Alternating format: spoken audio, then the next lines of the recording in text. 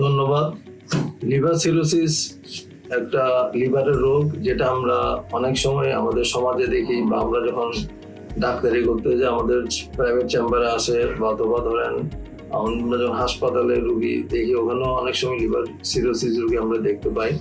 Liver cirrhosis একটা liver রোগ, যেখানে লিভারটা কাজ করে না, লিভারের স্ট্রাকচারটা এমনভাবে চেঞ্জ হয় যেটা লিভারের কার্যক্ষমতা নষ্ট হয়ে যায়, এবং এটা লিভারের একটা শেষ পরিণতি। লিভারে অনেক ধরনের রোগ আছে, যে রোগগুলো আলটিমেটলি লিভার সিরোসিস দিয়ে শেষ হয়। লিভার সিরোসিস বিভিন্ন কারণে হইতে পারে, যেমন হেপাটাইটিস ভাইরাসগুলি হতে পারে, অ্যালকোহল হতে পারে, ফ্যাটি লিভার হতে পারে। এই ধরনের কারণগুলি অনেকদিন ধরে যখন লিভারে থাকে, এগুলি সিরোসিসে টার্ন করে।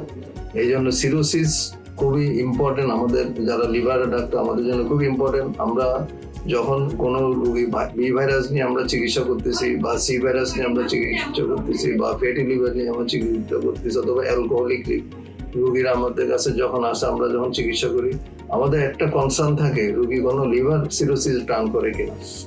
লিভার সিরোসিস এর কিছু আর্লি লক্ষণ থাকে, যেগুলো আমরা ধরতে পারি যে লিভার রোগী আস্তে আস্তে লিভার সিরোসিস দিকে ঢুকতেছে।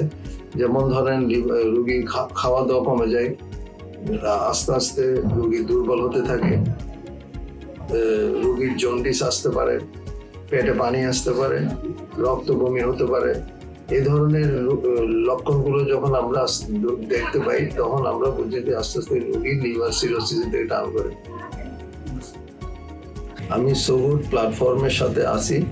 আপনারা আমার অ্যাপয়েন্টমেন্ট পেতে বা আমার পরামর্শ পেতে সগুড প্ল্যাটফর্মের সাথে যোগাযোগ রাখুন, ওরা আপনার সাথে আমার যোগাযোগ করিয়ে দিবে। So good.